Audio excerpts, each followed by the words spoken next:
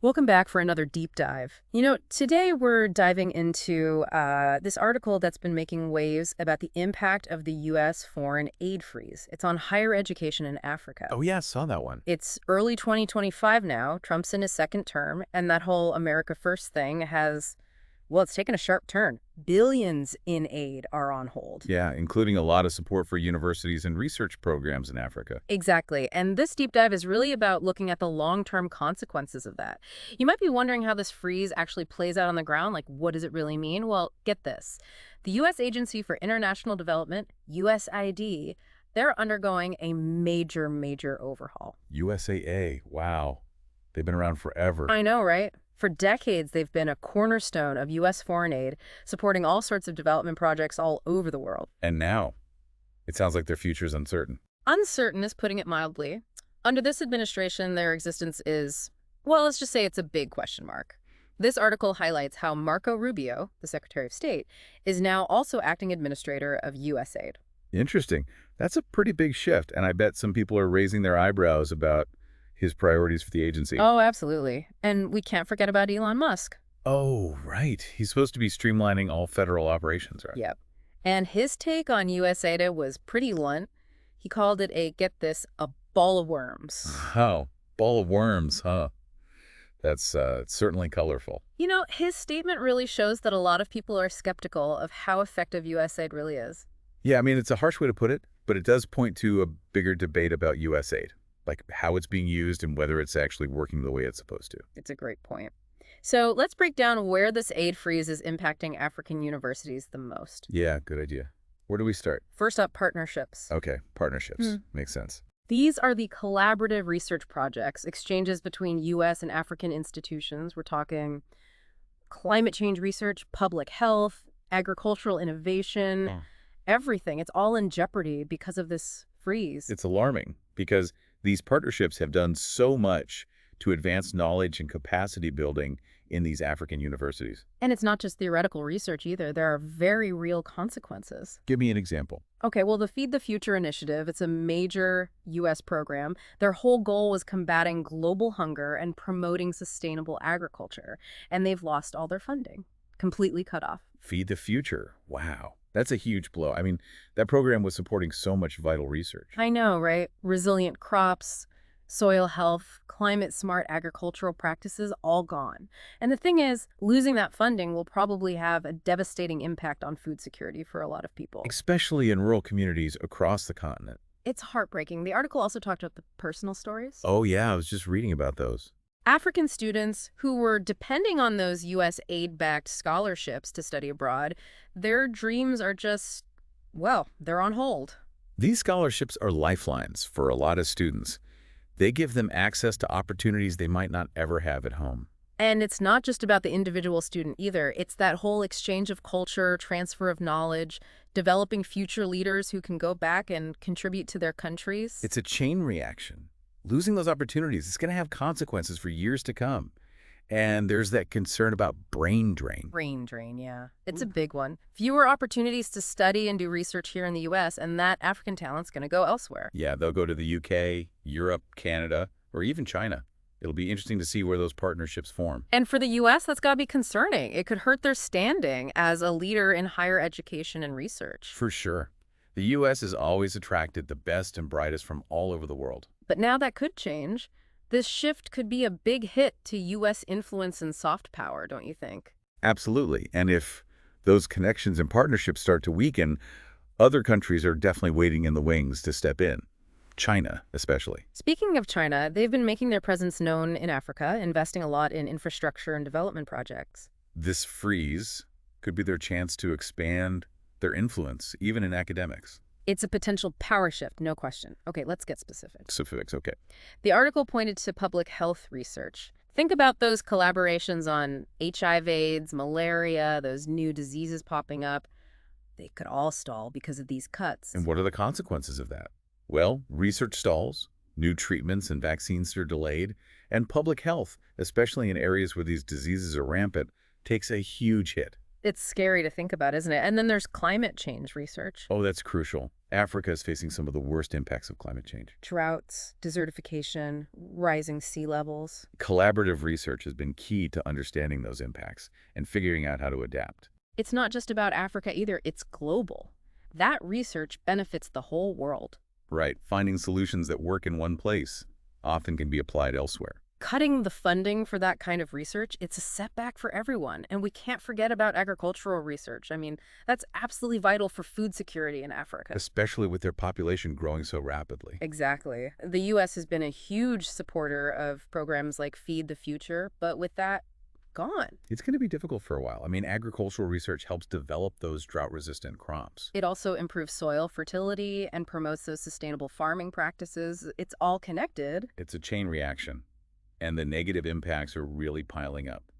It's hard to wrap your head around the full extent of the consequences. This article really brought it home for me. It's all connected, and one policy decision can have a ripple effect across so many different areas. But it's not all bad news. The article mentioned that African universities aren't just sitting around waiting.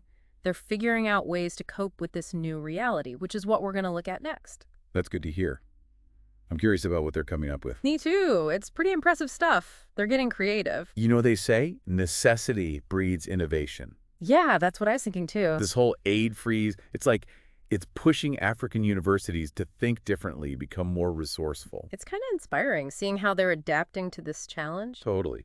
So what are some of their strategies? Well, the article talked about a few things. One is advocating for policy change here in the U.S. Makes sense, right? Oh, yeah, going straight to the source. Exactly. African higher education leaders, they're talking to everyone.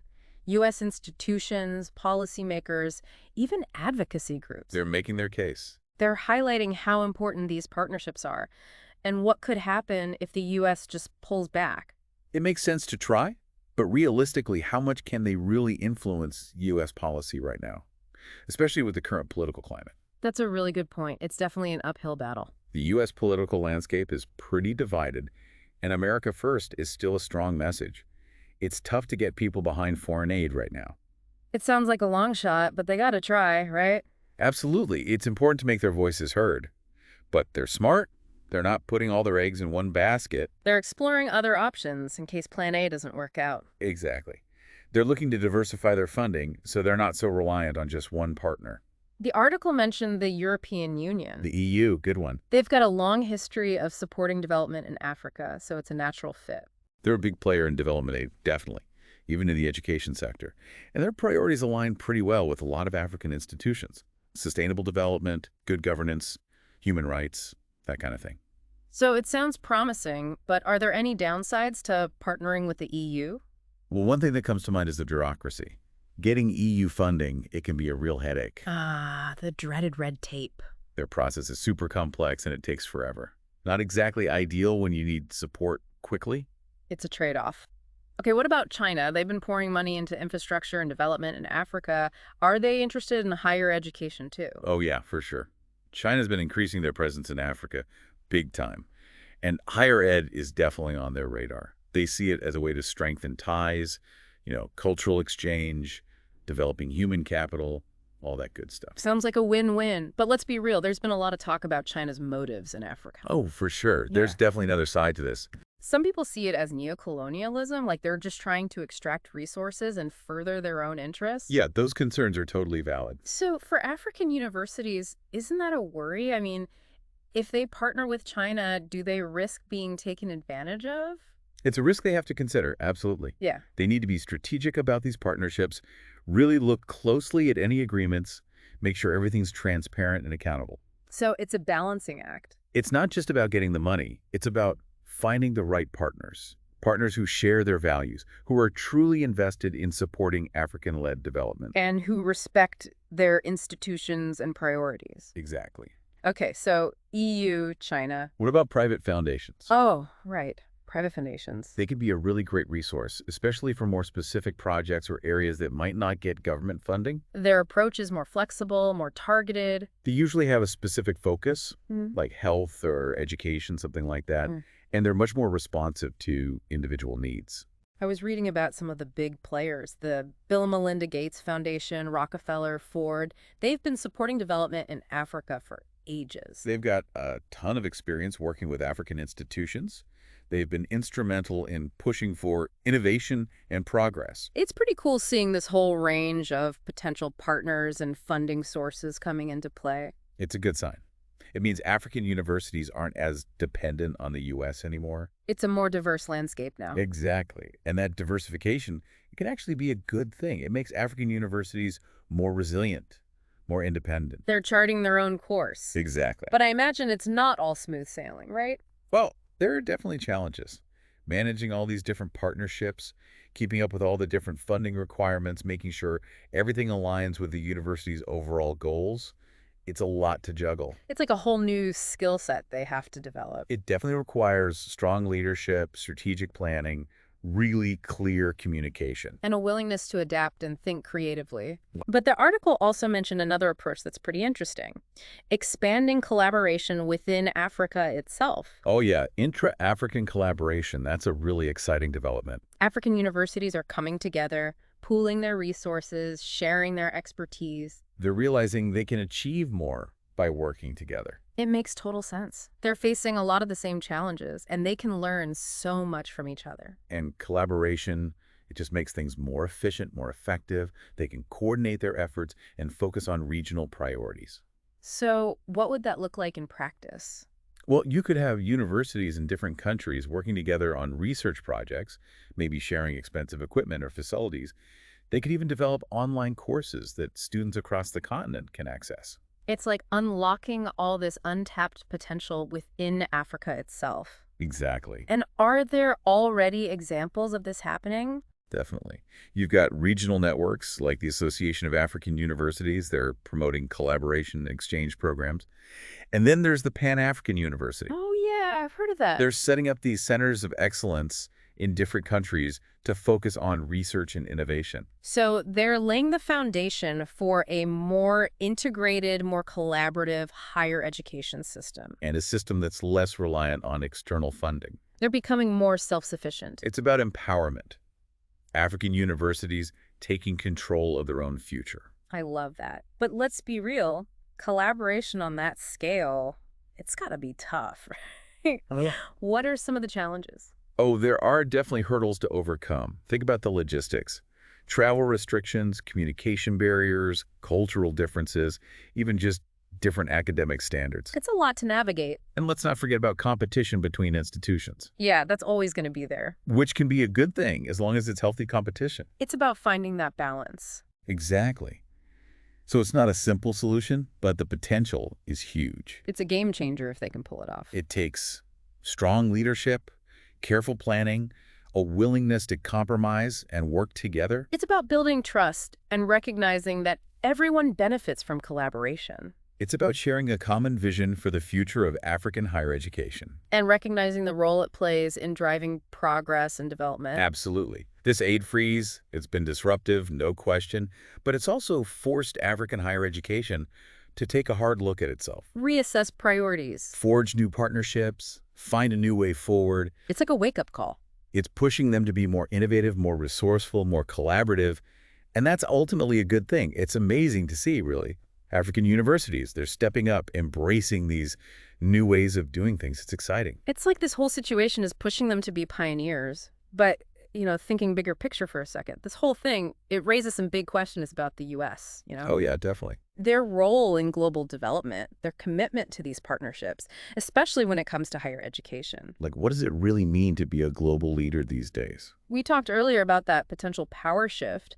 If the U.S. keeps stepping back, other countries, especially China, are going to step in. Right. And that has huge implications for U.S. influence in Africa. It's not just about today, it's about the long game. What do you think will happen? I honestly don't think anyone knows for sure yet. It really depends on what the U.S. does next.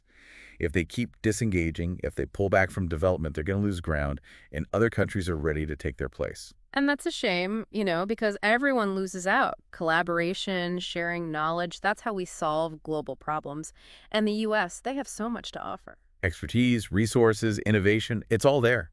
The U.S. has this long history of supporting higher education and research all over the world, and it's made a real difference. But now it feels like things are changing. There's this uncertainty, this instability, and it's making people question whether the U.S. can be trusted, whether they'll stick around for the long haul. It's not just about the money either, it's the message it sends. Exactly. Yeah. If the U.S. is seen as unreliable, disengaged, it's going to hurt their reputation, and it's going to be really hard to rebuild those partnerships down the road. So what's the answer? I think it comes down to trust. The U.S. needs to show they're a reliable partner. They need to listen to what African institutions need, what their priorities are, and work together to reach common goals. It's not about charity, it's about partnership. A two-way street. Right, where knowledge and expertise flow in both directions. And the U.S. has a lot to learn from African institutions, too. I was thinking the same thing. They're dealing with some of the biggest challenges we face today. Climate change, food security, public health, even technological innovation. They're coming up with solutions that could benefit everyone. So as we wrap up this deep dive, what are some of the key things our listeners should take away from all this? Okay, let's see. First, this aid freeze. It's not just about budgets. It's a bigger shift in how the U.S. sees its place in the world, how they approach global engagement. And that has consequences that reach far beyond African higher education. It's about global development, about the future of collaboration, about knowledge sharing, the U.S.'s role in all of it. It's a lot to think about. And second, we can't forget how resilient African universities are. They're not just waiting for handouts. They're adapting, they're innovating, they're finding new ways to make things work. It's inspiring, really. They're taking charge, shaping their own future. And finally, we need to remember the people at the heart of all of this. The human impact. It's easy to get caught up in the politics and policy, but it's real people whose lives are being affected. Students, researchers, teachers. Their dreams are on hold, their opportunities are changing. It's important that we don't forget their stories. Because in those stories, that's where the real meaning of all this lies. It's a reminder that we need to work towards a better world, a world where everyone has a chance to succeed. Well said. Thanks for having me. Thanks for joining us on this deep dive. We hope you learned something new, that you'll keep thinking about these important issues. Until next time, keep exploring, keep questioning, and keep learning.